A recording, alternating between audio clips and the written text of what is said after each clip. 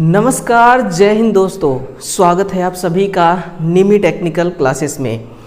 कैसे हैं आप सभी और क्या हालचाल है आप सभी के।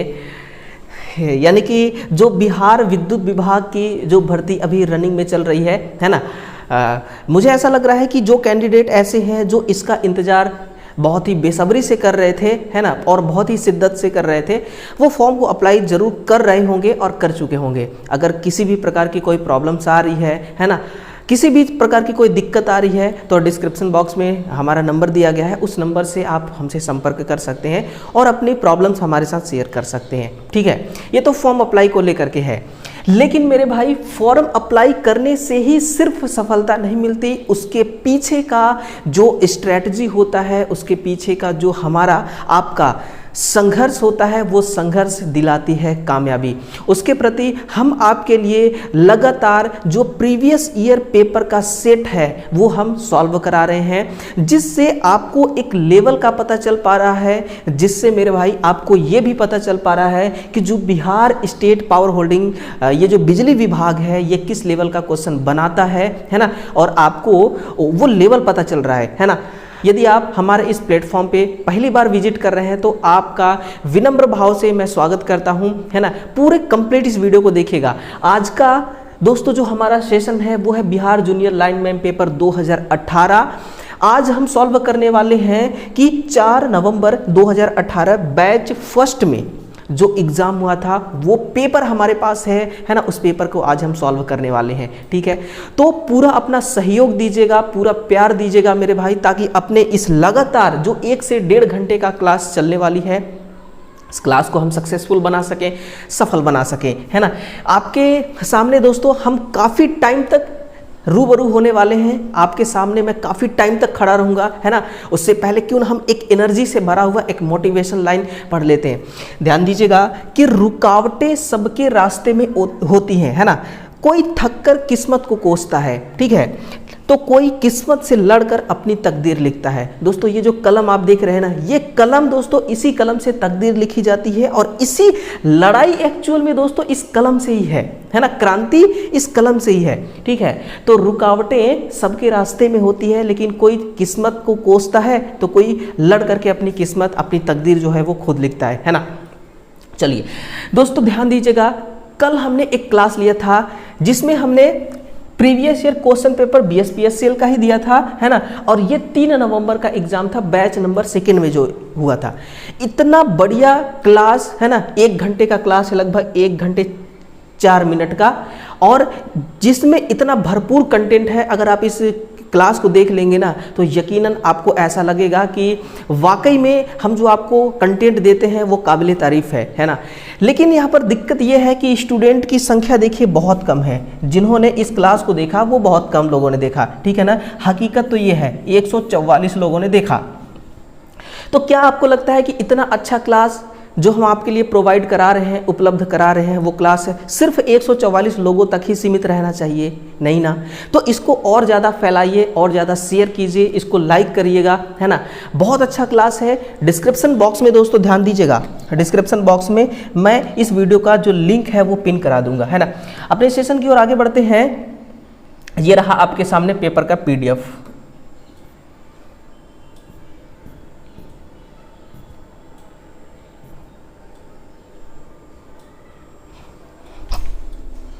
तो लीजिए दोस्तों, पहला क्वेश्चन मैं आपके हवाले करता हूं कि निम्नलिखित में से कौन सी प्लांट की उत्पादन अवधि अधिक होती है। वो कौन सी प्लांट है?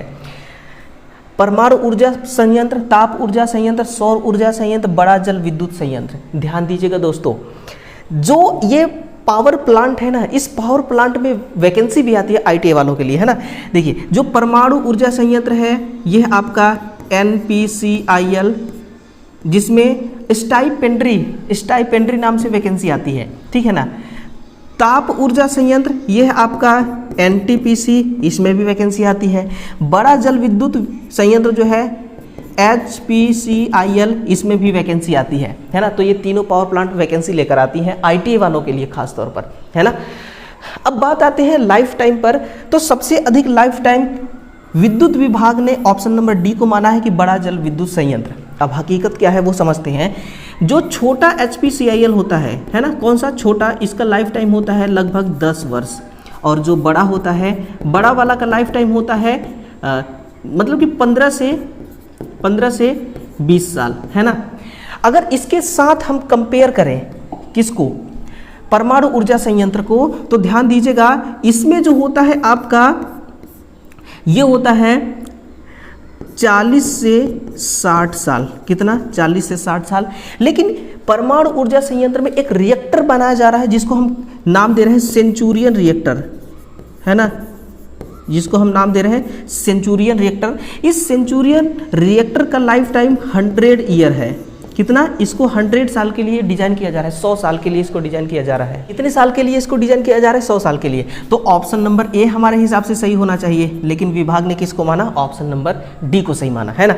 चलिए दोस्तों, आपसे मैं माफ़ी चाहूँगा कि इस क्लास का हम आपको PDF प्रोवाइड नहीं करा पा रहे हैं ना। बाकी इसके अलावा हर क्लास का PDF देते हैं, ठीक है ना। जो डेली बेसिस पर क्लासेस चलते हैं उसका PDF देते हैं, इसका हम PDF नहीं दे रहे हैं। एक PDF है, ये खुद एक PDF के फॉर्मेट में है जिसको हम सॉल्व कर रहे हैं, है ना। आप नोटबुक अपने साथ रखिएगा, कलम अपने हाथ में रखिएगा, हर पॉइंट को नोट करते रहिएगा मेरे भाई, ठीक। नेक्स्ट है कि इलेक्ट्रिक रूम हीटर कन्वर्टर में निम्नलिखित में से कौन सा ऊर्जा रूपांतरण सिद्धांत है? ऊर्जा रूपांतरण सिद्धांत कौन सा है ना। यानी कि रूम का जो हीटर होता है वो एनर्जी को कन्वर्ट कैसे करता है, इलेक्ट्रिक एनर्जी को हीट एनर्जी में कैसे बदलता है, उसके लिए एक नियम निकाला गया है जिसको हमने नाम क्या दिया है? जूल का नियम, है ना। जूल का नियम क्या होता है? H = I² RT। एक बात याद रखना, हीट जनरेट करने के लिए, है ना, किसके लिए? हीट उत्पादन के लिए सबसे बड़ा हाथ इस फॉर्मूला में किस कंपोनेंट का है? वो है आपका, किस राशि का है? वो है रेजिस्टेंस का। किसका है? R का। R क्या है यहाँ पर?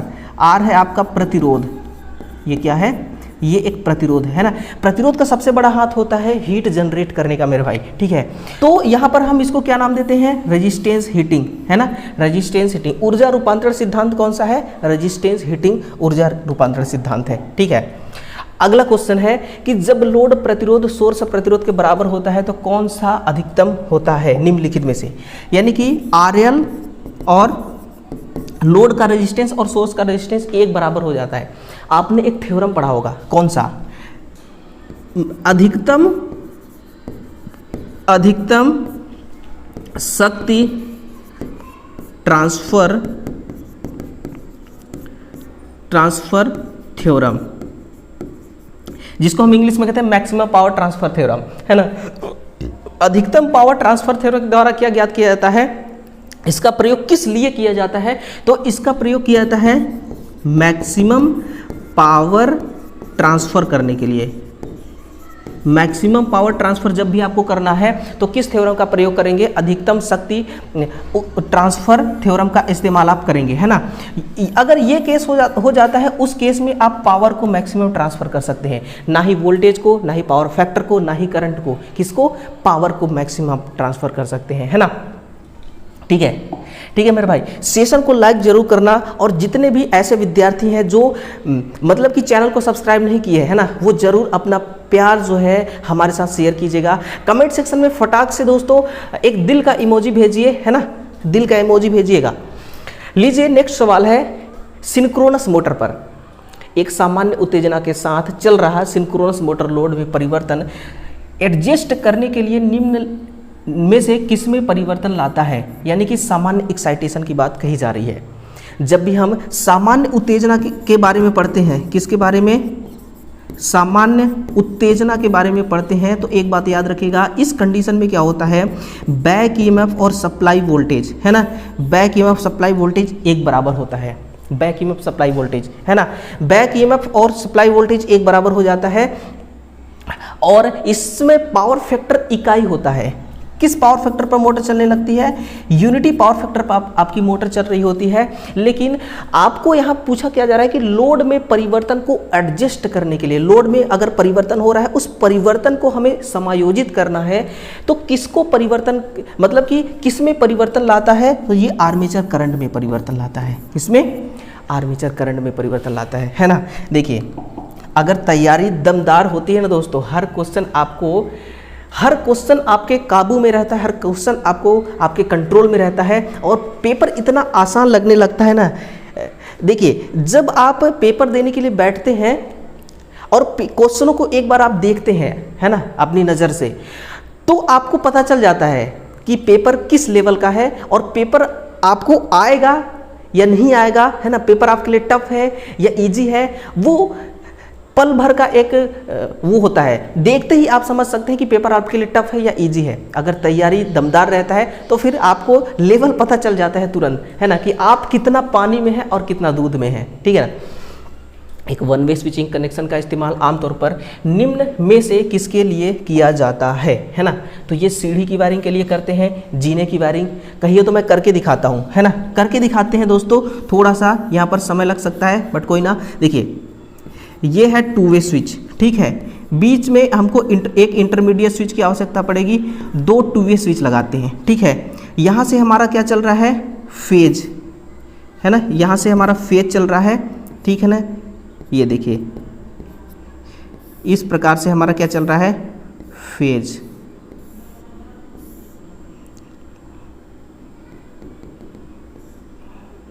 इधर से इसको क्या मिल गया, फेज मिल गया। और न्यूट्रल को मैं ब्लैक कलर से देता हूँ, है ना, यहाँ से ये देखिए, ये हो गया इसका न्यूट्रल, ये हो गया एन, फेज और न्यूट्रल। देखिए, अब इसमें 2 कंडीशन होते हैं, टू वे स्विच में 2 कंडीशन होते हैं ना। ये पहला कंडीशन है, अगर आप इसको देखिए, अभी सिंपल कंडीशन में अगर बटन को कोई छेड़छाड़ नहीं करेंगे तो लैंप नहीं जलेगा, क्योंकि यहाँ से देखिए, अगर आपका करंट पास हो भी जा रहा है तो यहाँ पर जाके नहीं, ये उल्टा हो गया, है ना। 1 सेकेंड,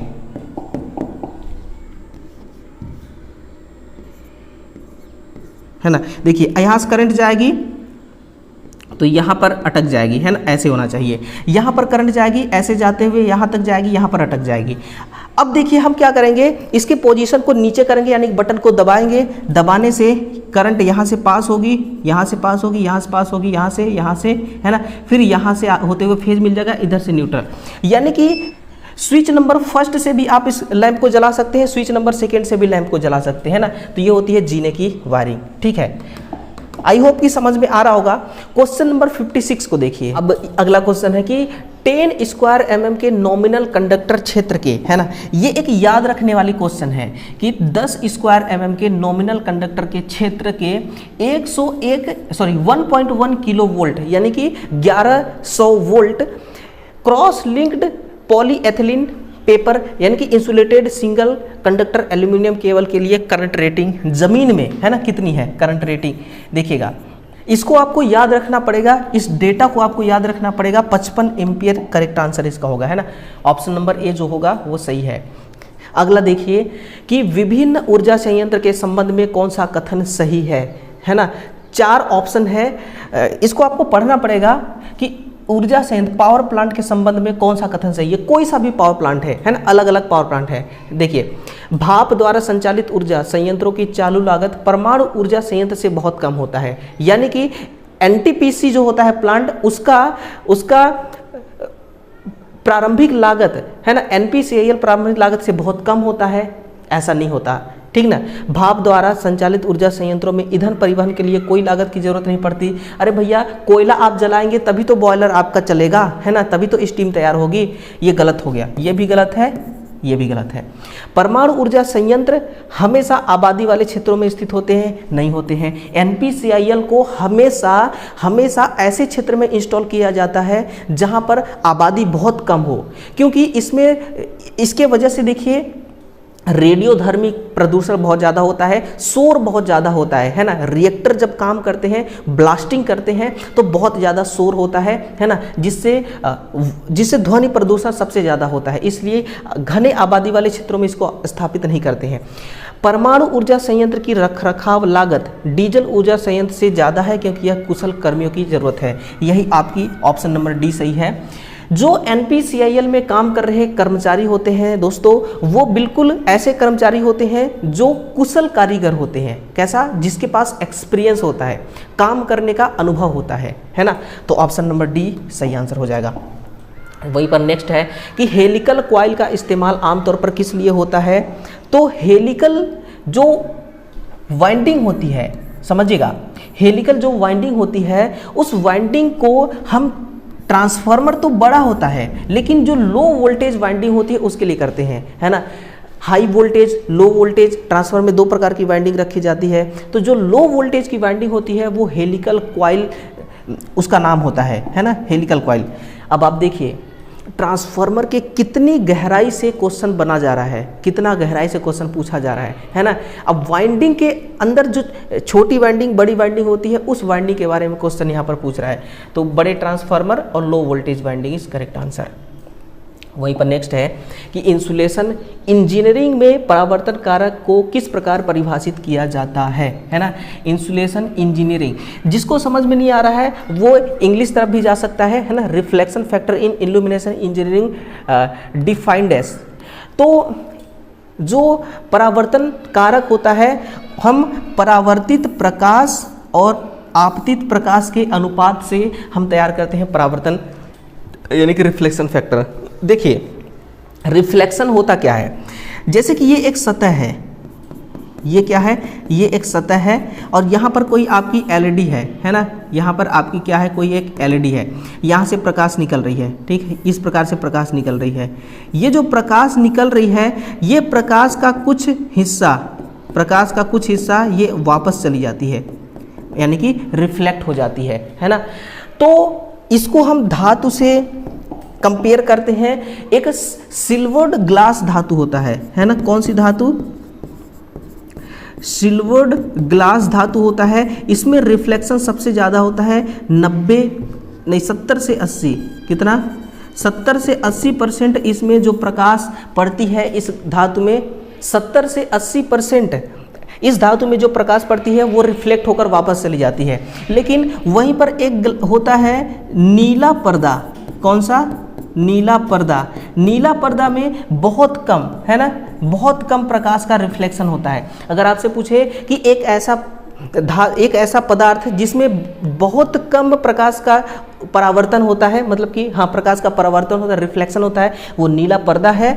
नीला पर्दा और सिल्वर्ड ग्लास में सबसे अधिक होता है ना। सॉरी। नेक्स्ट है कम वोल्टेज उपकरणों पर मेगर टेस्ट करने के लिए पर्याप्त वोल्टेज रेटिंग है, वो कौन सा होगा। तो वो है आपका, देखिए 500 वोल्ट, 500 वोल्ट और 50 मेगा ओम, है ना। ये क्या देती है, ये रीडिंग देती है मैगर, है ना, ये मैगर रीडिंग देती है। और इस समय मैगर के अंदर का जो जनरेटर घूम रहा होता है वो 160 आरपीएम पर घूम रहा होता है। कितना, 160 आरपीएम पर। और 160 आरपीएम पर वो घूम करके एक 500 वोल्टेज जनरेट करता है और रीडिंग 50 मेगा ओम तक का ले सकता है ना, यानी कि 50 मेगा ओम। जब एक मैगर को आप स्टार्ट करते हैं 160 आरपीएम पर, उस समय वो 500 वोल्टेज डीसी जनरेट करता है, उसकी भी रीडिंग मिलेगी आपको, और 50 मेगा ओम तक के प्रतिरोध का मापन कर सकता है ना। अलग अलग आरपीएम पर अलग अलग वोल्टेज जनरेट करता है। जितना ज़्यादा वोल्टेज जनरेट करेगा उतना ज़्यादा उतना ज़्यादा मान वाले इंसुलेशन का जो इंसुलेशन का मापन होता है वो कर सकता है, ठीक है। वहीं पर अगला देखिए, किसी सर्किट ब्रेकर पर किए गए शॉर्ट सर्किट जांच, है ना, इस पॉइंट को पकड़ के रखिए। शॉर्ट सर्किट जांच में सिंगल फ्रीक्वेंसी ट्रांजिएंट पर निम्नलिखित रीडिंग प्राप्त हुआ था। सिंगल फ्रीक्वेंसी ट्रांजिएंट पर निम्नलिखित रीडिंग प्राप्त हुआ था, है ना। दो रीडिंग यहाँ पर मिला है। पहला कौन सा है, पहला है आपका कि पीक रीस्ट्राइकिंग वोल्टेज तक पहुँचने का समय 50 माइक्रोसेकेंड, और पीक रीस्ट्राइकिंग वोल्टेज जिस पर आपका ये फॉल्ट हुआ था शॉर्ट सर्किट जांच 125 किलो वोल्ट, है ना, दो है।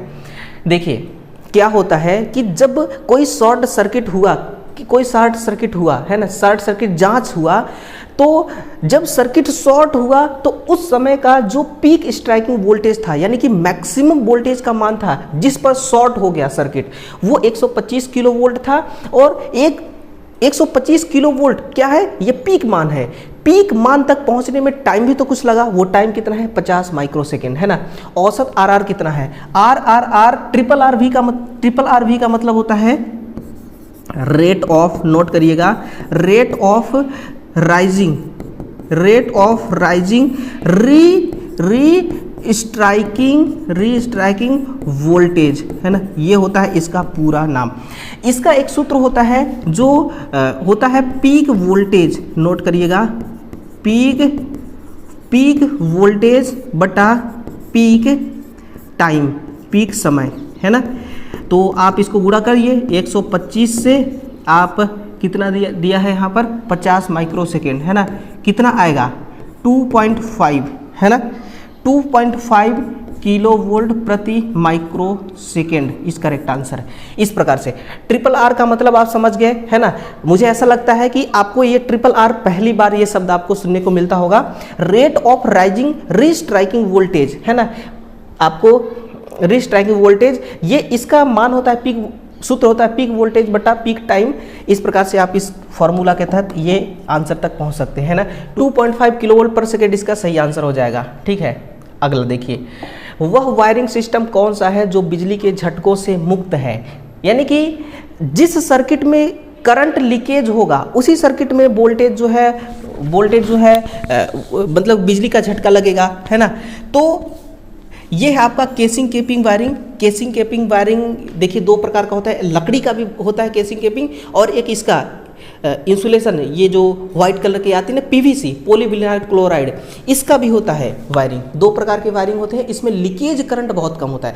अब प्लास्टिक में क्या ही करंट लीकेज होगी और लकड़ी में क्या ही करंट लीकेज होगी, इसलिए लीकेज करंट बहुत कम होता है, झटका लगता ही नहीं। सिंगल फेज के लिए यूज किया जाता है और लाइफ टाइम भी अच्छा ही होता है ना। चलिए, और आजकल ज़्यादातर यही की जा रही है। और इसके अलावा तो देखिए ये underground wiring, lead acid wiring भी की जा रही है। नेक्स्ट है कि अंतर्राष्ट्रीय मानक के अनुसार, ये है मानक के अनुसार अर्थ लीकेज करंट का अधिकतम सीमा कितना होता है, वो होता है 0.2 मिली एम्पियर, है ना। थोड़ा सा डिटेल चले, आइए देखिए। एसी के मामले में अगर पूछा जाए, एसी सर्किट के मामले में अगर पूछता तो ये होता 1/5000वें भाग। जितना भी करंट चलेगा उस सर्किट में, उस सर्किट में चल रहे करंट का 1/5000वें भाग के बराबर लीकेज करंट होना चाहिए। अगर इतना करंट लीकेज हो रहा है तो फिर गवर्नमेंट भी माफ़ करती है ना। जा सिमरन, जी ले अपनी ज़िंदगी, तुझे किसी भी प्रकार का कोई पेनाल्टी देने की आवश्यकता नहीं है। इसको गुणा गणित करेंगे तो 0.002 आता है ना, 0.002 एम्पियर करंट आती है। वहीं पर अगर डीसी सर्किट के बारे में बात करता तो 1/2000वें भाग के बराबर, जो कि 0.005 एम्पियर के बराबर है ना। तो ना तो एसी के बारे में पूछा है ना ही डीसी के बारे में पूछा है।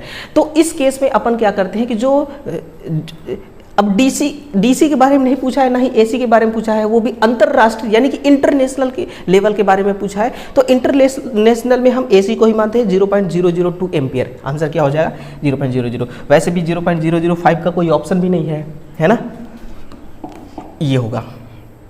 ठीक है, देखते रहिएगा, पूरे क्लास को देखना दोस्तों, कोई भी क्वेश्चन मिस ना हो जाए, एक भी क्वेश्चन मिस ना हो जाए। न जाने कौन सा क्वेश्चन मुंह उठा करके एग्जाम में खड़ा हो जाएगा, है ना, किसी को नहीं पता। इसलिए एक भी प्रश्न को मत छोड़िएगा, है ना। खुद के अंदर दोस्तों इतना मजबूती ले आइए ना, खुद के अंदर का जो कॉन्फिडेंस है इतना ज़्यादा उसको स्ट्रांग बना लीजिए ना कि आपको क्वेश्चन देखते ही लग जाए कि इसका आंसर तो यही होगा, है ना। इतना कॉन्फिडेंस, लेकिन ओवर कॉन्फिडेंस नहीं, है ना, नहीं तो हो जाएगी दिक्कत। निम्नलिखित कौन सा कथन एयर ब्लास्ट सर्किट ब्रेकर का एक अलाभ है। एयर ब्लास्ट सर्किट ब्रेकर मतलब एबीसीबी के बारे में क्वेश्चन 3 नवंबर वाले एग्जाम में भी पूछा था, है ना। इस प्रकार के सर्किट ब्रेकर से आग के खतरे की संभावना होती है? नहीं यार, आग के खतरे की संभावना, यह हाई स्पीड रिक्लोजर की सुविधा प्रदान कराता है। सही बात है, मतलब कि सर्किट को रिक्लोज कर देता है बहुत जल्दी। जितने समय के लिए चिंगारी बनी रहती है वह छोटी होती है और जल्दी बुझ जाती है, ये तो फायदा हो गया। तेज परिचालन, ऑप्शन नंबर ए ही सही होगा कि इस प्रकार के सर्किट ब्रेकर में आग के खतरे की संभावना होती है। अरे भैया, हमें ना तो आग लगाना है और ना ही सर्किट को जलने देना है, हमें सर्किट को सुरक्षा देना है, तोड़ना है। किस कंडीशन में? जब सर्किट ओवरलोड हो जाए, शॉर्ट सर्किट हो जाए, उस केस में, है ना। तो आग थोड़ी लगाना है, आग खतरे की संभावना होती है। अरे संभावना नहीं होती यार, है ना, एयर ब्लास्ट सर्किट में कोई संभावना नहीं होती, है ना। ऑप्शन बेवकूफ़ बना रहा है आपको। इंडक्शन मोटर ड्राइव के लिए वेरिएबल वोल्टेज वेरिएबल फ्रीक्वेंसी की आवृत्ति के लिए यदि रेक्टिफिकेशन अनियंत्रित है तो मतलब कि वही जो आपका क्या बोलते हैं उसको कंट्रोलिंग सिस्टम है ना, इलेक्ट्रॉनिक कंट्रोल सिस्टम है ना, काम नहीं कर रहा है यानी कि फेल हो चुका है, तो वोल्टेज और फ्रीक्वेंसी निम्न में से किससे नियंत्रित किए जा सकते हैं। देखिए, for the variable voltage variable frequency supply for an induction motor drive if rectification uncontrolled the voltage and frequency can be controlled in है ना, किसके द्वारा आप नियंत्रित कर सकते हैं। 3 phase bridge rectifier, 2 phase bridge rectifier, 3 single phase bridge rectifier नहीं, PMW है ना, PMW इन्वर्टर के द्वारा आप ये काम कर सकते हैं। BMW नहीं दोस्तों, PMW, ध्यान दीजिएगा, BMW नहीं PMW है ना। लेकिन PMW का मतलब क्या होता है, पल्स विड्थ मॉड्यूलेशन। जो इसमें विड्थ होता है ना इस प्रकार से, किसका विड्थ है, किसका विड्थ है, पल्स का विड्थ है ना, पल्स का विड्थ। इस प्रकार से जो पल्स का विड्थ ये होता है ना, इसको कंट्रोल करके इसको कंट्रोल किया जाता है पल्स विथ मॉड्यूलेशन, मॉड्यूलेट करके एक ऐसा इन्वर्टर जो पल्स की चौड़ाई को, ये क्या है पल्स का चौड़ाई, इसकी चौड़ाई को ये मॉड्यूलेट कर सकता है ना, उसके द्वारा हम नियंत्रित कर सकते हैं, ठीक है ना। और वैसे भी ऑप्शन नंबर बी सभी ऑप्शन से अलग दिख रहा है, वैसे भी आप देख सकते हैं है ना। कहते हैं ना, देखने का नजरिया साफ होना चाहिए मेरे भाई, ऑटोमेटिक दिख जाता है कि कौन सही है कौन गलत है ना। ओवरहेड कंडक्टर के कारण पोल्स को खिंचाव से बचाने के लिए विपरीत दिशा में किए जाने वाले वार को क्या कहते हैं। देखिए, ये किसकी बात कर रहा है, ये इसकी, ये पोल है ना, क्रॉस आर्म है, यहाँ पर देखिए ये क्या है, इंसुलेटर है ना, इस प्रकार से ये क्या है, इंसुलेटर, और इसी इंसुलेटर में 2 कंडक्टर ऐसे गए हुए हैं, ठीक है ना। और यहाँ पर हम एक क्या लगा देते हैं, स्ट्रे वायर, ये देखिए, और ये जमीन के साथ में नीचे ऐसे सतह के साथ में कनेक्ट होता है। इस वायर को हम क्या कहते हैं, इसको हम कहते हैं स्ट्रे वायर, और इसको हम सपोर्ट वायर के नाम से भी जानते हैं, इसको हम सपोर्ट वायर भी कहते हैं ना। तो आपने देखा होगा कि जो पोल खंभे होते हैं, जो सर्विस लाइन वाली पोल होती है ना, वितरण लाइन वाली पोल होती है, उसमें सपोर्ट वायर आपको देखने को मिलता होगा, उसमें आपको सपोर्ट वायर जरूर देखने को मिलता होगा, है ना। आगे बढ़ते चलिए, एक और न्यूमेरिकल क्वेश्चन है, बहुत ही बढ़िया न्यूमेरिकल क्वेश्चन है, मैं इसको ना बिल्कुल दोस्तों अच्छे से आपको बताऊंगा। सिंगल कोर केबल में परावैद्युत में अधिक और न्यूनतम प्रतिबल स्ट्रेस कम से 50 किलोवोल्ट प्रति सेंटीमीटर आरएमएस में है और 10 किलोवोल्ट प्रति सेंटीमीटर ये भी आरएमएस में है। यदि कंडक्टर का व्यास 2.5 सेंटीमीटर है तो इंसुलेशन की मोटाई क्या होगी, है ना। शुरुआत करते हैं हल करना करते हैं। देखिए, सबसे पहले देखिए कि मैक्सिमम स्ट्रेस आपके पास पता है 50 और मिनिमम पता है आपको 10 किलोवोल्ट, है ना। तो मैक्सिमम और मिनिमम, और कंडक्टर का व्यास डी पता है 2.5 सेंटीमीटर। आपको कंडक्टर का जो इनर सरफेस है, कंडक्टर का जो अंदर का मोटाई है उसको पता करना है। उसके मतलब सबसे पहले आपको वो ज्ञात करना होगा, जिसको हम कैपिटल डी से लिखेंगे। डी बराबर होता है जी मैक्स, है ना, जी मैक्स और जी मिनिमम, है ना, गुणे डी डायमीटर। ये एक फॉर्मूला है, किसके लिए फॉर्मूला है ये कंडक्टर का इनर सरफेस की मोटाई पता करने के लिए, है ना। जी मैक्स कितना है आपका, ये है आपका 50 और मिनिमम है आपका 10 और गुणे 2.5, गुणे कितना हो जाएगा 2.5, है ना। ऐसे करिए, ये है आपका 2.5, ठीक है। तो ये कितना हो गया, 25 पंचे 125 बटा 10 यानी कि 12.5 ये आपका हो गया अंदर का डायामीटर, है ना। कितना हो गया 12.5। अब आपको क्या ज्ञात करना है, इंसुलेशन की मोटाई, है ना, विड्थ ऑफ इंसुलेशन का विड्थ ज्ञात करना है। तो इसके लिए क्या सूत्र बनेगा, इनर डायामीटर वाली जो डी है ये यानी कि जो आपका सिंगल कोर का केबल है इसका अंदर का डायमीटर, और ये वाली डी, है ना, बटा 2। कितना हमने मान ज्ञात किया 12.5 बटा माइनस ये डी कितना है, व्यास कितना है 2.5 बटा 2। इसको आप माइनस करेंगे तो आएगी 10 बटा 2, कट पिट करेंगे तो आएगा 5 सेंटीमीटर। कितना 5 सेंटीमीटर। ऑप्शन नंबर सी सही आंसर होगा। दोबारा सुनिएगा, हमारे पास सारे डाटा अवेलेबल है ना। यदि कंडक्टर का व्यास ये भी कंडक्टर का व्यास ही है, डायामीटर है, लेकिन कंडक्टर के अंदर का डायामीटर हमें ज्ञात करना है। उसके लिए जी मैक्स जी मिनिमम गुणे डी है ना, ये फॉर्मूला है, ये फॉर्मूला लगाइएगा। फिर जो भी मान आपके पास आएगा इंसुलेशन की मोटाई ज्ञात करने के लिए काम आएगा, है ना। इंसुलेशन की मोटाई ज्ञात करने का ये फॉर्मूला है। इस फॉर्मूला का हाथ पकड़िए और 5 सेंटीमीटर तक चले आइए, पहुंच जाइए, है ना। आंसर सही होगा। मोटा इंसुलेशन पेपर आर्मेचर कोर के प्रत्येक सिरे के आगे निकला होना चाहिए और यह स्लॉट लाइनर और वेडेज के बीच में प्रयुक्त किया जाता है। इसे क्या कहते हैं, है ना। बहुत बढ़िया सवाल है। देखिए, आपने देखा होगा कि जो मोटर का स्टेटर वाला पार्ट होता है, आर्मेचर वाला पार्ट होता है, उसमें हम क्या करते हैं, जो स्लॉट होता है ना, उस स्लॉट में हम कॉइल डालते हैं, वाइंडिंग। कॉइल डालने से पहले हम क्या करते हैं कि हम एक उसके सिरे में हम एक पेपर डालते हैं, मोटा इंसुलेशन पेपर डालते हैं ना। वो पेपर क्या करता है कि अगर मान लीजिए कि जो आप कॉइल डाल रहे हैं स्टेटर के स्लॉट, स्टेटर में, है ना, स्टेटर के स्लॉट में, स्टेटर किसका बना हुआ है, लोहे का बना हुआ है। अगर वाइंडिंग का इंसुलेशन छिल गया तो फिर करंट पूरा स्टेटर बॉडी में आ जाएगा। उसके लिए हम क्या करते हैं, हम मोटा इंसुलेटेड पेपर डालते हैं, इसके बाद हम वाइंडिंग को रखते हैं, है ना। तो उसको हम क्या कहते हैं, उसको हम पैकिंग स्ट्रिप कहते हैं, है ना। यानी कि यह स्लॉट लाइनर और वेडेज के बीच में प्रयुक्त किया जाता है। इसको क्या कहते हैं, पैकिंग स्ट्रिप। ये इसका नाम है पैकिंग स्ट्रिप, है ना। पैकिंग स्ट्रिप क्या है, इसका नाम है। ठीक है, चलिए क्वेश्चन नंबर 69 तक पहुंच चुके हैं, यानी कि 20 क्वेश्चन अपन समाप्त करने वाले हैं कि उच्च वोल्टेज के ट्रांसमिशन में निम्नलिखित में से क्या प्रयुक्त किया जाता है। 33 किलो वोल्ट के ऊपर, किसके ऊपर, 33 किलो वोल्ट के ऊपर सस्पेंशन टाइप इंसुलेटर। जी, आंसर ये होगा, सस्पेंशन टाइप इंसुलेटर। लेकिन ये केवल और केवल ये इंसुलेटर संचरण लाइन में ही इस्तेमाल किया जाता है ना। ग्लास इंसुलेटर जो है ये भी आपका 33 किलो वोल्ट से ऊपर, 33 किलो वोल्ट से ऊपर के लिए यूज किया जाता है। लेकिन ये संचरण में भी यूज करते हैं इसको और वितरण, दोनों लाइनों में इसको यूज करते हैं। लेकिन क्वेश्चन यहाँ पर केवल ट्रांसमिशन के लिए बना हुआ है, संचरण लाइन के लिए बना हुआ है, इसलिए आंसर ऑप्शन नंबर ए ही होगा। पिन टाइप इंसुलेटर जो होता है ये ओनली 33 किलो वोल्ट तक, कहाँ तक, 33 किलो वोल्ट तक। क्वेश्चन क्या बना है, 33 किलो वोल्ट से ऊपर, इसलिए ऑप्शन बी भी गलत हो गया, सी भी गलत हो गया। स्ट्रेन इंसुलेटर वैसे भी गलत है, स्ट्रेन इंसुलेटर वैसे ही गलत है। तो आंसर क्या होगा, option number A, suspension type insulator is correct answer. ठीक है, चलिए दोस्तों अपन नेक्स्ट क्वेश्चन की ओर आगे बढ़ते हैं, है ना। नेक्स्ट क्वेश्चन की ओर आगे बढ़ते हैं। आर्मेचर की वाइंडिंग के इम्प्रेग्रेशन के लिए किस प्रकार का इंसुलेटिंग मटेरियल प्रयुक्त किया जाता है।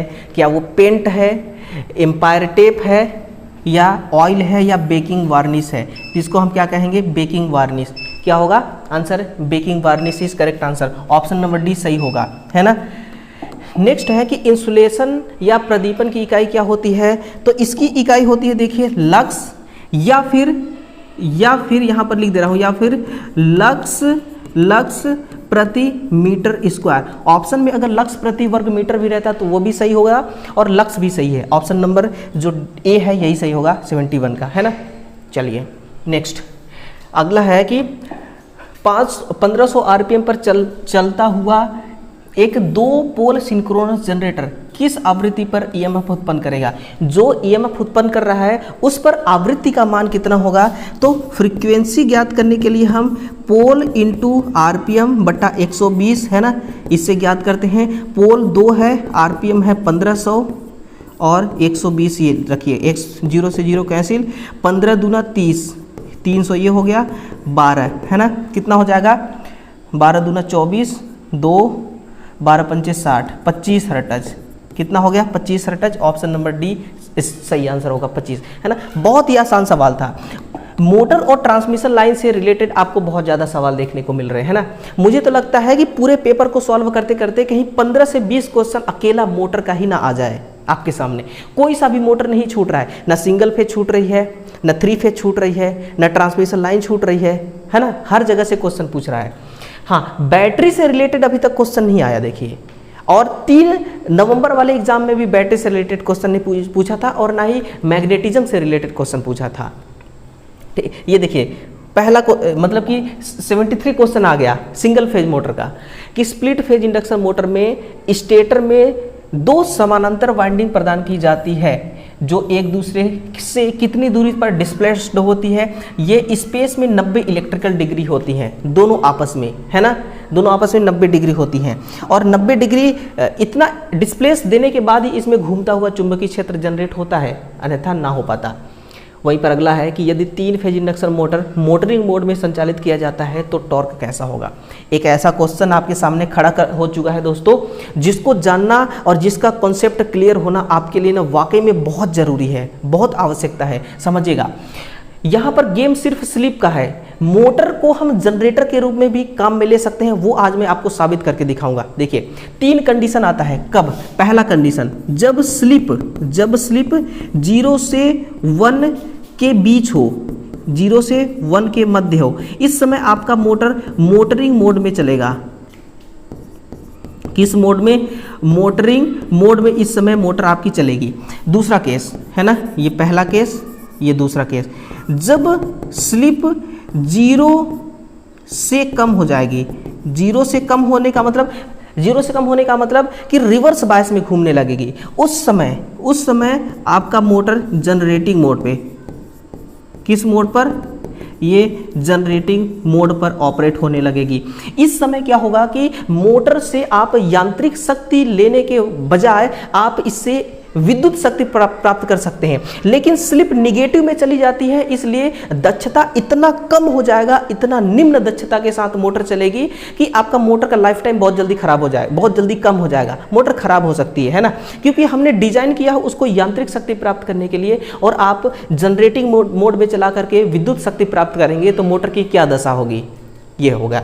और तीसरा है केस, जब स्लिप, तीसरा केस यहां पर लिखता हूं, है ना, जब स्लिप, देखिएगा, जब स्लिप आपका इकाई से अधिक हो, इकाई से अधिक हो, है ना, जब स्लिप इकाई से अधिक हो, उस समय ये प्लगिंग मोड पर, किस मोड पर? प्लगिंग मोड पर ऑपरेट होगी। लेकिन हमें मोटर को प्लगिंग मोड पर भी नहीं चलाना है। प्लगिंग मोड एक ऐसा मेथड है जिसमें हम मोटर को टेस्टिंग करते हैं, मोटर को चला करके देखते हैं। मोटर इस मोड पे रुक कर चलता है। क्या करता है? रुक कर चलता है। अब आपसे क्या पूछा है कि मोटरिंग मोड में, अब मोटरिंग मोड कौन सा है? जब स्लिप 0 से 1 के मध्य होता है ना, उस समय स्लिप सीधे अनुपात में होता है, स्लिप के सीधे अनुपात होता है। टॉर्क और स्लिप जो होते हैं आपस में जो रिलेशनशिप होता है इनका, है ना, कौन सा रिलेशनशिप होता है? बिल्कुल दोस्तों एक साथ ये घटते हैं, मतलब कि अनुपात में एक घटते बढ़ते हैं, कहने का मतलब ये है ना। एक और नया क्वेश्चन, एक और नया सवाल लीजिए, सामना करिए इसका, आपके सामने खड़ी है, बहुत कम लोग इसका आंसर दे पाएंगे। किसी 132 किलोवाट सिस्टम फेज की ग्राउंडिंग कैपेसिटी कितना है? 0.015 माइक्रोफेरेड और इंडक्टेंस 6 हेनरी है। वोल्टेज सर्ज को हटाने के लिए सर्किट ब्रेकर कॉन्टैक्ट के साथ लगाए जाने वाले प्रतिरोध का मान बताइएगा, है ना। यानी सर्ज वोल्टेज जो आता है अचानक से, जब वोल्टेज बढ़ जाती है उसको कहते हैं सर्ज वोल्टेज। सर्किट ब्रेकर का जो कॉन्टैक्ट पॉइंट होता है उसमें जो प्रतिरोध का मान होता है कितना होना चाहिए, है ना। बड़ा टफ सवाल तो नहीं है, लेकिन थोड़ा सा उटपटांग सा सवाल है, ठीक है। तो इसका आंसर कैसे ज्ञात करेंगे? LC प्रतिरोध, देखिए प्रतिरोध देखिएगा, R बराबर 1/2 गुणे √L/C, है ना, L/C, यही आपका फॉर्मूला है। देखिएगा 1/2 ये हो गया, गुणे √L का मान कितना है? यहाँ पर इंडक्टेंस L का मान है 6 हेनरी, और फिर ये है आपका 0.015 माइक्रोफेरेड, है ना, 15 माइक्रोफेरेड। देखिएगा 15 माइक्रोफेरेड, ठीक है ना। ये पॉइंट कटेगा तो ऊपर चला जाएगा 1000, ये हो गया आपका 1000, 10⁻³ है ना। तो ये कितना हो गया आपका? 6000/15, 6000/15। अब देखिएगा ये तो अंडर रूट में है, ये किस में है? ये अंडर रूट में है ना। तो 15 चौके 60, अंडर रूट 400 हो जाएगा, है ना। अंडर रूट हटाएंगे तो ये कितना हो जाएगा? 20, कितना होगा? 20, ठीक है ना। 20 किलो ओम, 20 किलो ओम होगा, कितना होगा 20 किलो ओम, और 20 किलो ओम का आधा है ना, ये है हाफ, तो 20 किलो ओम का आधा कितना होगा, ये आपका 10 किलो ओम, ठीक है ना, तो ये है 10 किलो ओम ऑप्शन में, ये देखिए option number D 10 kilo ohm, option number D कितना है 10 किलो ओम, ठीक है ना। तो आसान ही सवाल था, बस आपका कॉन्सेप्ट क्लियर होना चाहिए।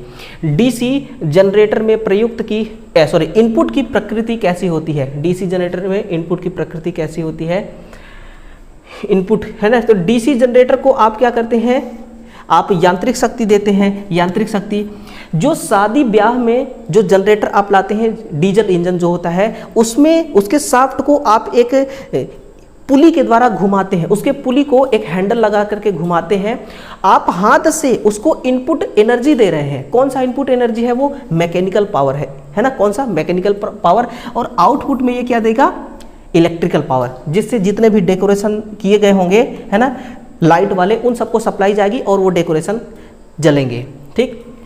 नेक्स्ट है फीडर में वोल्टेज ड्रॉप किससे मुक्त है, फीडर में वोल्टेज ड्रॉप, फीडर क्या होता है, जो लाइट को फीड करता है, आगे ट्रांसफर करता है ना, डिस्ट्रीब्यूशन सेक्शन तक, डिस्ट्रीब्यूशन जो सब स्टेशन होता है वहां पर, है ना, तो उस फीडर में वोल्टेज ड्रॉप जो होता है, वोल्टेज का फ्लक्चुएशन भी होता है।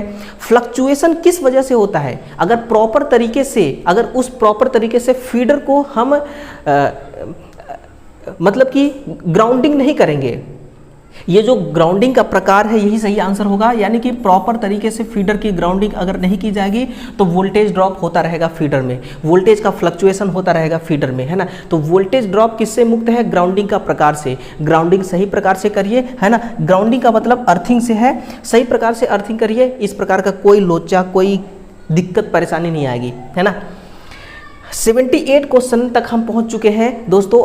हम कितना मतलब कि अगर देखा जाए तो हम कितना आपस में किस प्रकार से कनेक्ट हैं इस प्रश्नों को लेकर के, है ना, इस प्रश्नों को लेकर के हम लोग आपस में किस प्रकार से कनेक्ट हैं, काफ़ी लंबे टाइम से हम एक दूसरे के साथ मिल करके अंजाम दे रहे हैं, प्रश्नों को सीख रहे हैं, प्रश्नों को हल करना समझ रहे हैं, कॉन्सेप्ट को क्लियर कर रहे हैं, है ना। तो ये जो पल, ये जो समय, ये जो टाइम होता है ना, मेरे लिए बहुत खुशी वाला पल होता है, मैं बहुत हैप्पी होता हूँ इस टाइम पे, ठीक है, ठीक है।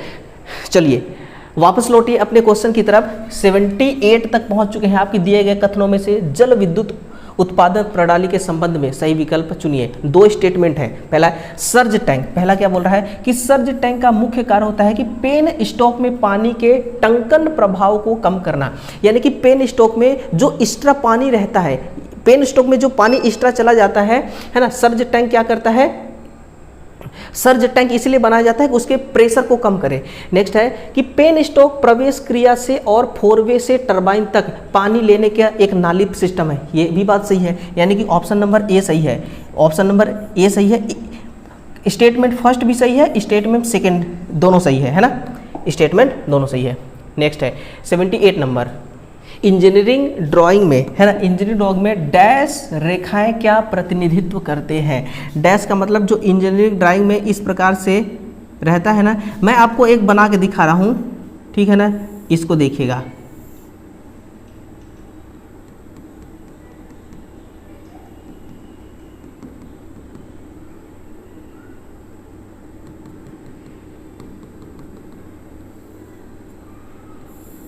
ये इस प्रकार से है, ये ऐसे है, ये ऐसे है ना, ये ऐसे है और ये ऐसे है, ठीक है ना। यहाँ पर कोई डैश लाइन नहीं है, ये देखिए इसमें ये जो डैश डैश लाइन दिखाई दे रहा है ये क्या है, ये छिपे हुए किनारे को दिखा रहा है, हिडन लाइन को दिखा रहा है, यानी कि इसके अंदर को हम देख नहीं सकते, अंदर वाले पार्ट को हम देख नहीं सकते, तो हम डैश डैश लाइन के द्वारा इसको हम डैश डैश लाइन के द्वारा इसको हम पढ़ते हैं, इसका जो प्रतिनिधित्व होता है उसको हम प्रतिनिधित्व करते हैं, है ना। तो छिपे हुए किनारे को हिडन लाइन, जिसको हम कहते हैं हिडन लाइन, है ना, तो आंसर ऑप्शन नंबर सी होगा। बोर्ड पर ड्राइंग शीट के स्थिर करने के लिए निम्नलिखित में से क्या प्रयुक्त नहीं किया जा सकता है। देखिए यानी कि एक बोर्ड है जिस पर हमें ड्राइंग शीट रखना है। ड्राइंग शीट जो होता है इस प्रकार से उसको हम सेट कर देते हैं ताकि जब हम उस पर काम करें, अपना कार्य करते समय, वो ड्राइंग शीट हिलना नहीं चाहिए, आगे पीछे खिसकना नहीं चाहिए, उसको प्रॉपर तरीके से सेट किया जाता है बोर्ड पर। तो चिपकने वाले टेप्स भी यूज कर सकते हैं, है ना। फिर है ड्राइंग पिन्स भी लगा सकते हैं, आपने देखा होगा। क्लिप्स भी लगा सकते हैं ताकि एक जगह ये स्थापित हो सके। लेकिन धागे से हम नहीं बांधते हैं इसको, है ना। कोई कहे कि धागे बांध करके हम ड्राइंग शीट को एक जगह स्थिरता दे दें, तो ये ऐसा नहीं किया जाता है ना, ऐसा नहीं करते हम। तो ऑप्शन नंबर डी की तरफ जाइएगा, ठीक है। वहीं पर अगला क्वेश्चन तैयार है कि थर्मल पावर प्लांट में टरबाइन की स्थिति, उसकी पोजीशन क्या होती है ना। What is the position of turbine in thermal power plant, है ना। तो थर्मल पावर प्लांट से भी, पावर जनरेशन से भी, पावर ट्रांसमिशन से भी कई सारे क्वेश्चन आपको देखने को मिल गया। ये टरबाइन की सिचुएशन जान रहा है, पोजीशन सॉरी, है ना। तो देखिए सबसे पहले होता है बॉयलर। देखिए यहाँ पर क्या होता है, यहाँ पर हो गया आपका ये बॉयलर, है ना। देखिएगा सबसे पहले क्या है, यहाँ पर बॉयलर है, ठीक है ना। इधर पानी होगा, इधर कोयला होगा, ठीक है ना, बॉयलर। फिर बॉयलर के आगे क्या होता है, एक सुपर हीटर होता है ना। सुपर हीटर के आगे क्या होता है, टरबाइन होती है। इस टरबाइन से ऐसे कनेक्ट होता है क्या, आपका अल्टरनेटर। फिर इधर ट्रांसफार्मर वगैरह लगा होता है। ये क्या है आपका टरबाइन टी, अल्टरनेटर को मैं ए से डिनोट कर देता हूं। तो क्या पूछा जा रहा है, टरबाइन की स्थिति क्या होती है। यह है टरबाइन। जनरेटर के तुरंत बाद, जनरेटर से पहले है, बाद में नहीं है, गलत हो गया। बॉयलर और जनरेटर के बीच में, है ना। ये बॉयलर है और ये ये बॉयलर है और ये जनरेटर है, उसके बीच में बॉयलर से तुरंत पहले सुपर हीटर है, ये भी गलत हो गया। जनरेटर और ट्रांसफार्मर के बीच में, है ना। जनरेटर यहाँ पर है, यहाँ पर ट्रांसफार्मर हो गया, इसके बीच में कुछ भी नहीं लगा होता है, तो ये भी गलत हो गया। ऑप्शन नंबर बी सही हो गया। यहाँ पर बॉयलर है और यहाँ पर जनरेटर है, जिसको हम अल्टरनेटर कहते हैं, और ये बीच में आपका क्या लगा हुआ है, टरबाइन। ये देखिए, ये टरबाइन की आपको पोजीशन पूछा है, समझ में आ गया ना। ऑप्शन नंबर बी सही होगा, ठीक है। चलिए नेक्स्ट है कि घरेलू विद्युत उपकरण ज़्यादातर किस वोल्टेज पर काम करते हैं। सिंगल फेज, 3 फेज तो दिया नहीं है, लेकिन ऑप्शन सारे ऐसे हैं जो सिंगल फेज को ही बता रहे हैं। तो 230 वोल्ट, कभी 240 वोल्ट भी लिखा होता है, कभी 250 वोल्ट भी लिखा होता है। 230 से कम नहीं होना चाहिए और 250 से ज़्यादा नहीं होना चाहिए, है ना। 230 वोल्ट AC, ठीक है। आसान सा सवाल था। एक ट्रांसमिशन लाइन का मुख्य कंपोनेंट्स निम्नलिखित में से कौन से हैं। कौन कौन से कंपोनेंट ट्रांसमिशन लाइन के लिए यूज किए जाते हैं। रोटर और ट्रांसफार्मर तो दोस्तों यूज करते हैं। रोटर के यहाँ पर कोई काम नहीं है, स्टेटर का कोई काम नहीं है, कम्यूटेटर का कोई काम नहीं है, आर्मेचर वाइंडिंग का कोई काम नहीं है, सपोर्टिंग वायर का काम है, सपोर्टिंग टावर का, है ना, स्टील टावर जिसको कहते हैं। फिर है आपका कंडक्टर का इस्तेमाल होता है, इंसुलेशन वाइंडिंग का इस्तेमाल नहीं होता है। अब देखिए इसमें कंडक्टर का इस्तेमाल हो गया, है ना। इसमें क्या है, कंडक्टर का भी इस्तेमाल हो गया, ट्रांसफार्मर भी लगाते हैं, सपोर्टिंग वायर भी लगाते हैं, यानी कि ऑप्शन नंबर जो डी है ना, यही सही होगा। कंडक्टर, ट्रांसफार्मर, सपोर्टिंग टावर, जो स्टील टावर होते हैं, यही तो सब कंपोनेंट है ट्रांसमिशन लाइन के। इसके अलावा भी और यूज किए जाते हैं, तो वो सब तो ऑप्शन में है नहीं, तो हमें उससे लेना देना भी नहीं है, ठीक है ना। नेक्स्ट है 85, समझिएगा 15 क्वेश्चन और बचे हुए हैं 100 क्वेश्चन कंप्लीट होने में। निम्नलिखित किस प्रकार के वाइंडिंग का इस्तेमाल आजकल डीसी मशीनों में नहीं किया जाता है, डीसी मशीनों में नहीं किया जाता है। तो लैप वाइंडिंग तो करते ही हैं आर्मेचर में, वेव वाइंडिंग में होता है ना, डुप्लेक्स लैप वाइंडिंग में होता है, ट्रिप्लेक्स लैप वाइंडिंग, क्वाड्रप्लेक्स, सिंप्लेक्स, है ना, सिंप्लेक्स, डुप्लेक्स, ट्रिप्लेक्स, क्वाड्रप्लेक्स, ये सब होते हैं। ग्रामे रिंग वाइंडिंग नहीं होता है, ये ग्रामे रिंग वाइंडिंग जो है ना, ये गलत है, ये डीसी मोटर का वाइंडिंग का प्रकार नहीं है, ग्रामे रिंग वाइंडिंग, है ना। नेक्स्ट है कि खिलौने में निम्नलिखित में से कौन सा मोटर प्रयुक्त किया जाता है। ये आपका शेडेड पोल मोटर है, स्टार्टिंग टॉर्क बहुत कम होती है। शेडिंग रिंग लगाकर इस मोटर को हम सेल्फ स्टार्ट लगाते हैं। ध्यान दीजिएगा, सिंगल फेज का एक ऐसा ये है मोटर जिसमें हम कैपेसिटर लगाकर स्टार्ट नहीं करते हैं। अगर आपसे सवाल पूछे कि सिंगल फेज का वह कौन सा मोटर है जिसमें कैपेसिटर के जगह पर शेडिंग रिंग लगा करके सेल्फ स्टार्ट बनाते हैं, तो वो आपका शेडेड पोल मोटर है। कौन सा है, शेडेड पोल मोटर है, ठीक है मेरे भाई। नेक्स्ट है निम्नलिखित कथनों को पढ़ें और सही विकल्प चुनें, है ना। स्टेटमेंट 2 है, सिंक्रोनस सिंक्रोनस मोटर में इस्तेमाल होने वाले शॉर्ट पिच वाइंडिंग विकृति हार्मोनिक्स को कम करता है। शॉर्ट पिच वाइंडिंग जो बेलनाकार रोटर होता है उसमें शॉर्ट पिच वाइंडिंग हम इसीलिए करते हैं क्योंकि हार्मोनिक्स को हम समाप्त कर सकें, है ना। दूसरा है सिंक्रोनस मोटर में इस्तेमाल होने वाले शॉर्ट पिच वाइंडिंग के लिए कम ओवरहैंग कॉपर की जरूरत पड़ती है। शॉर्ट पिच वाइंडिंग से ही पता चल रहा है मेरे भाई कि वाइंडिंग शॉर्ट है, कम है, तो कॉपर कम जरूरत पड़ेगी, है ना, इसलिए थोड़ा सस्ता भी हो जाता है। तो दोनों इकोनॉमिकल भी हो जाता है, दोनों स्टेटमेंट सही है ना। ऑप्शन नंबर सही, ऑप्शन नंबर सी सही होगा। ऑप्शन नंबर जो सी है ये करेक्ट आंसर हो जाएगा, ठीक है। नेक्स्ट है, देखिएगा अगला सवाल है आपका 88 नंबर का कि भारी लोड यानी कि हैवी लोड उठाने के लिए इस्तेमाल किए जाने वाले होइस्ट क्रेन में आमतौर पर निम्नलिखित किस मोटर का इस्तेमाल किया जाता है।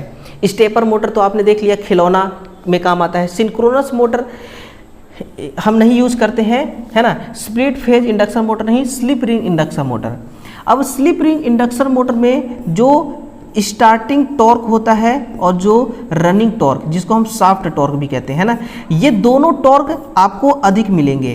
किस वजह से? क्योंकि इसके रोटर में हमने क्या लगा दिया है, प्रतिरोध लगा दिया है। इस प्रतिरोध की वजह से हमें स्टार्टिंग और रनिंग दोनों टॉर्क हैवी मिलता है, इसलिए हम क्रेन और होइस्ट दोनों में यूज कर लेते हैं इस मोटर को, ठीक है ना। लेकिन ध्यान रखिएगा ये कॉपर लॉस बहुत ज़्यादा कराता है प्रतिरोध, इसलिए इसकी एफिशिएंसी डाउन हो जाती है, ठीक है। किसी वर्कशॉप में 5 HP 415 वोल्ट 3 फेज मोटर लगाया जाना है।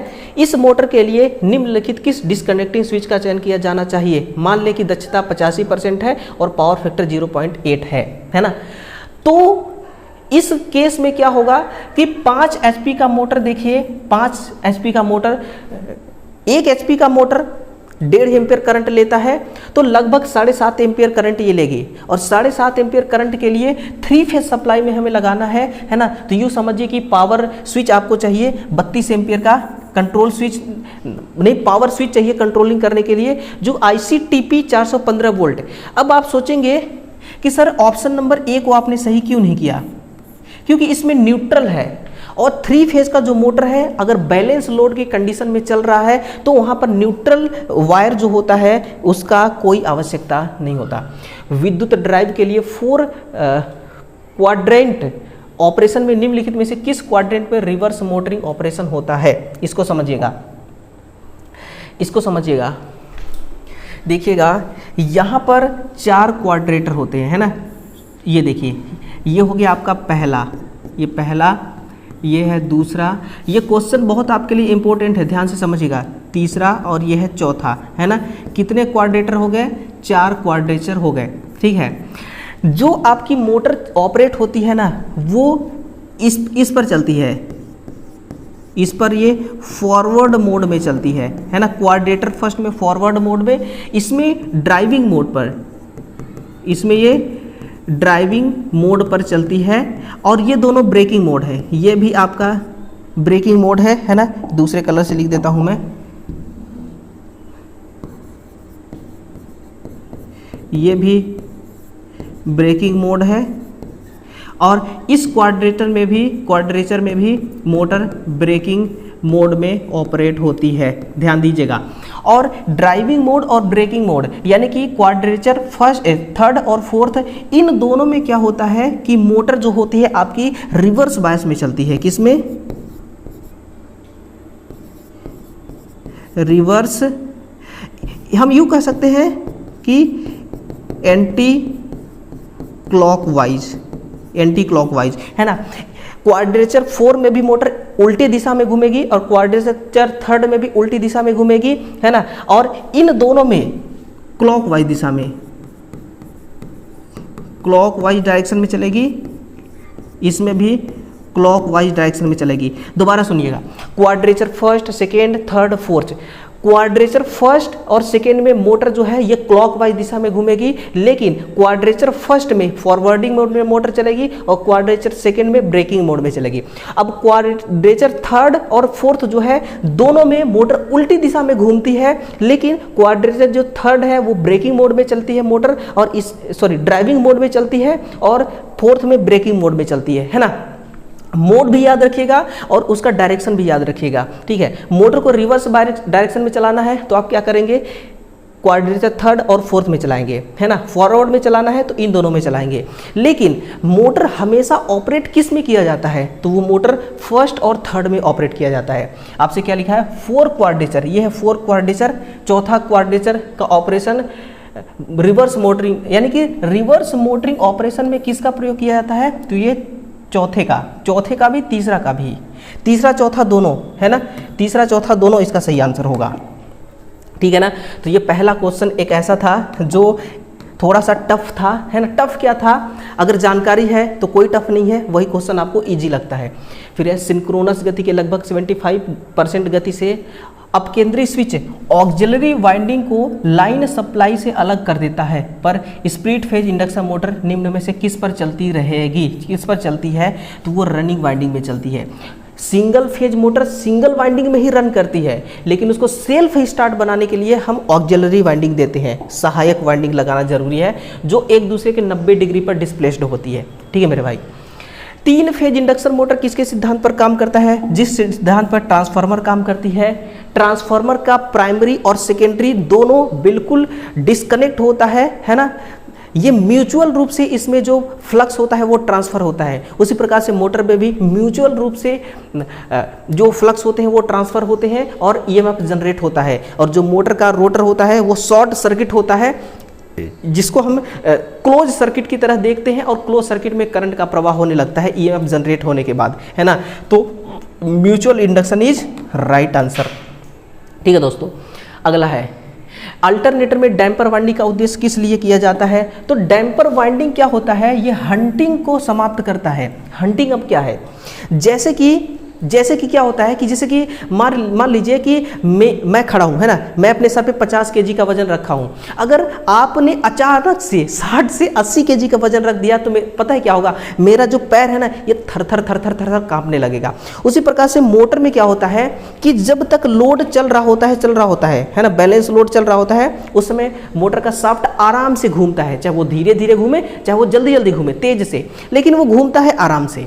अचानक से लोड अगर ज़्यादा करेंगे या फिर कम कर देंगे ना, तो वो थोड़े क्षणिक प्रभाव होता है उसमें, कि क्षणिक प्रभाव यानी कि जो रोटर होता है वो वाइब्रेट करने लगता है। उस वाइब्रेशन को हमें समाप्त करना है, नहीं तो रोटर जो है, शाफ्ट जो है वो टूट जाएगी। उसी प्रभाव को, उसी फिनोमिना को हंटिंग कहते हैं, और हंटिंग को समाप्त करने के लिए हम डैम्पर वाइंडिंग यूज करते हैं, है ना, ध्यान रखिएगा। एक 3 फेज का इंडक्शन मोटर है, इसके लिए कई सारे पॉइंट यहाँ पर लिखे हुए हैं। 3 फेज का इंडक्शन मोटर के लिए कौन कौन सा स्टेटमेंट सही होगा, ऑप्शन सही होगा वो देखिए।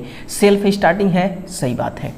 कम्यूटेटर्स और ब्रश न होने के कारण आर्मेचर प्रतिक्रिया कम और ब्रश स्पार्किंग है, जिससे चिंगारी निकल सकती है, ये भी सही है। निर्माण में गैर किफायती और मजबूत होते हैं, है ना, निर्माण में गैर किफायती यानी कि नॉन इकोनॉमिकली, नहीं इकोनॉमिकली तो है। रख रखाव में आसान है, मेंटेनेंस की आवश्यकता उतना नहीं पड़ता। क्यों नहीं पड़ता, क्योंकि ना ही इसमें कम्यूटेटर है ना ही इसमें ब्रश है, तो मेंटेनेंस की आवश्यकता कम पड़ती है। निर्माण में किफायती और मजबूत है, ये भी सही है। सेल्फ स्टार्टिंग नहीं है, ये तो गलत हो गया, है ना। कौन कौन सा सही है, 1, 2 और चौथा 5वां, 1, 2 चौथा और 5वां, देखिए 1, 2 चौथा 5वां, ऑप्शन नंबर बी को देखिए, केवल 1, 2 चौथा 5वां, ये 4 ऑप्शन सही हैं, बाकी सब ऑप्शन टाइम पास के लिए हैं। नेक्स्ट है विद्युत उत्पादन संयंत्र में बिजली हमेशा इस पर उपलब्ध होती है, यानी कि जो पावर जनरेशन प्लांट होता है वहाँ पर जो अल्टरनेटर के द्वारा पावर जनरेट किया जाता है, तो किस प्रकार का पावर मिलता है, उस जो ईएमएफ जनरेट हो रही है ना, जो ईजी जनरेट हो रही है, इस ईजी में जो नियत आवृत्ति का मान है वो कैसा है, फिक्स है। नियत आवृत्ति मीन्स 50 हर्ट्ज का आवृत्ति जनरेट हो रही है। और वोल्टेज जो है वो स्थिर वोल्टेज, अगर 11 केवी जनरेट हो रहा है तो 11 केवी ही जनरेट होगी, अगर 33 केवी जनरेट हो रहा है, 33 केवी का जनरेशन प्लांट है तो 33 केवी ही होगी, है ना, ये होता है, ठीक है। तो आंसर क्या होगा, ऑप्शन नंबर सी। नेक्स्ट है कि एक ऑटो ट्रांसफार्मर में एक ही वाइंडिंग होगी। यार इससे आसान सवाल और क्या हो सकता है, इससे आसान सवाल और क्या हो सकता है कि ऑटो ट्रांसफार्मर, ऑटो का मतलब क्या होता है, सिंगल। मोनो का भी मतलब होता है सिंगल, है ना, ऑटो या मोनो ये सब सिंगल है। एक इसमें होता है, एक ही वाइंडिंग होती है, उसी वाइंडिंग को सोर्स से कनेक्ट करते हैं और उसी वाइंडिंग को लोड से भी कनेक्ट करते हैं, है ना। यह नहीं, एक ट्रांसफार्मर में ऊर्जा प्राइमरी से सेकेंडरी वाइंडिंग में किसके माध्यम से स्थानांतरित होती है? वो मैग्नेटिक फ्लक्स के माध्यम से। मैंने अभी आपको बताया ना कि जो मैग्नेटिक फ्लक्स होता है वो एक वाइंडिंग माने कि प्राइमरी वाइंडिंग से सेकेंडरी वाइंडिंग में कैसे ट्रांसफर होती है? ट्रांसफर तो कोर के माध्यम से ट्रांसफर होती है ना। और ऐसा कोर हम इस्तेमाल करते हैं जिस कोर की जिस कोर में रिलक्टेंस का मान बहुत कम हो। रिलक्टेंस क्या करता है? जो फ्लक्स ट्रेवल कर रहा है उस फ्लक्स को ट्रेवल करने में बाधा उत्पन्न करता है। जैसे कि प्रतिरोध करंट को फ्लो होने में बाधा उत्पन्न करता है, वैसे ही जो आपका मैग्नेटिक फ्लक्स होता है, मैग्नेटिक फ्लक्स को ट्रेवल करने में वो बाधा उत्पन्न करता है। ठीक है ना। तो आंसर होगा ऑप्शन नंबर बी। नेक्स्ट है कि यदि 230 वोल्ट डीसी सीरीज मोटर को 230 वोल्ट एसी आपूर्ति से जोड़ दिया जाए तो क्या होगा? एक तो बात है दोस्तों, मोटर जलेगी नहीं, तो मोटर बिल्कुल नहीं चलेगा, ये तो गलत हो गया। मोटर जल जाएगा, ये भी गलत हो गया। मोटर तेजी से कंपन करेगा, ये भी सही नहीं है। मोटर कम दक्षता में चलेगी क्योंकि स्पार्किंग अधिक होगी। स्पार्किंग इसलिए अधिक होगी कि एसी सप्लाई में होता है इंडक्टेंस का मान और डीसी सप्लाई में इंडक्टेंस नहीं होता है। एसी सप्लाई में जो इंडक्टेंस होता है उस इंडक्टेंस की वजह से चिंगारी ज़्यादा होगी, है ना। इंडक्टेंस की वजह से स्पार्किंग ज़्यादा होगी और स्पार्किंग जब ज़्यादा होगी तो मोटर की एफिशिएंसी डाउन हो जाएगी। इसलिए डीसी मोटर को एसी सप्लाई से अपन चला सकते हैं, लेकिन एसी सप्लाई से चलने वाले मोटर को डीसी से नहीं चला सकते। विद्युत संयंत्र के अर्थशास्त्र में प्रयुक्त वार्षिक ब्याज चक्रवृद्धि को किस अन्य नाम से जाना जाता है? इसको हम कहते हैं सिंकिंग फंड विधि। इसको क्या कहते हैं? याद रखिएगा, सिंकिंग फंड विधि, है ना। स्ट्रेट लाइन विधि नहीं कहते हैं, सिंकिंग फंड विधि कहते हैं। चलिए, अपने लक्ष्य तक पहुंच चुके 100 क्वेश्चन हमारे सामने खड़ा है। लास्ट क्वेश्चन हमारे सामने खड़ा है कि वेरिएबल फ्रीक्वेंसी ड्राइव का उपयोग करने से उपकरण को निम्नलिखित में से कौन सा लाभ होता है? तो हमें लाभ होता है कि रखरखाव की लागत में कमी। क्या होता है? रखरखाव की लागत में कमी होता है और एनर्जी सेविंग भी हम करते हैं, ये भी ध्यान दीजिएगा। इस विधि द्वारा हम एनर्जी सेविंग कर लेते हैं ना। चलिए, टोटल दोस्तों सवाल हो गए खत्म, है ना। 100 क्वेश्चन तक हम जो हमारा लक्ष्य था, जिस उद्देश्य के साथ मैं आपके सामने आया हुआ था, वो उद्देश्य मेरा पूरा हो गया और मैं बहुत तसल्ली के साथ ये कह सकता हूँ कि मैं बहुत अभी अच्छा महसूस कर रहा हूँ क्योंकि मैं अपने पूरे टारगेट को कंप्लीट कर दिया। मेरा टारगेट यही था कि 51 से स्टार्ट करूँगा और 100 तक दे दनादन सॉल्व करेंगे। 100 क्वेश्चन कंप्लीट हो चुका है ना। तो ये क्लास दोस्तों कैसा लगा, है ना। पूरे पसीने आ गए, ठीक है ना। ये क्लास कैसा लगा कमेंट सेक्शन में जरूर बताइएगा। प्यार की कोई कमी नहीं होना चाहिए मेरे भाई, प्यार की कोई कमी नहीं होना चाहिए। प्यार खूब दीजिएगा, सपोर्ट करिएगा, ठीक है ना। और लाइक वाला जो बटन है ना, दोनों हाथों से दबाइएगा, ठीक है। तो वीडियो को शेयर करते रहिएगा। इसी प्रकार से आप हमारे साथ कनेक्ट रहिए। बहुत अच्छा लगता है दोस्तों, हमारा और आपका कनेक्शन हमेशा से दिल तक का कनेक्शन रहा है। तो दिल से दिल तक की कनेक्शन में दोबारा मैं दिल से आप सभी का स्वागत करता हूं दोस्तों। और ऐसे विद्यार्थी जो नए हैं उनका भी मैं तहे दिल से स्वागत करना चाहूँगा कि आपने इस पूरे क्लास में हमारा साथ दिया, आपने इस पूरे क्लास में हमारे साथ खड़ा रहा, है ना। मैंने कहा ना, चाहे 1 घंटे का समय लग जाए, 1.5 घंटे का समय लग जाए, मैं हिल नहीं सकता जब तक ये पूरा पेपर सॉल्व नहीं करा पाऊँगा, ठीक है ना। बहुत अच्छा लग रहा है। वीडियो को लाइक ज़रूर कीजिएगा, शेयर कीजिएगा दोस्तों, ठीक है ना। और मिलते हैं अगले सेशन में। तब तक के लिए दोस्तों दिल से आप सभी का बहुत बहुत धन्यवाद। अपना ख्याल रखिएगा, अपने से बड़ों का सम्मान कीजिएगा, छोटों को खूब प्यार दीजिएगा। इसी प्रकार से दोस्तों संघर्ष भरे जीवन को जीना है ना। जीवन ही एक संघर्ष है और संघर्ष ही एक जीवन है। मिलते हैं अगले सेशन में, तब तक के लिए दोस्तों आपका बहुत बहुत धन्यवाद। Thank you.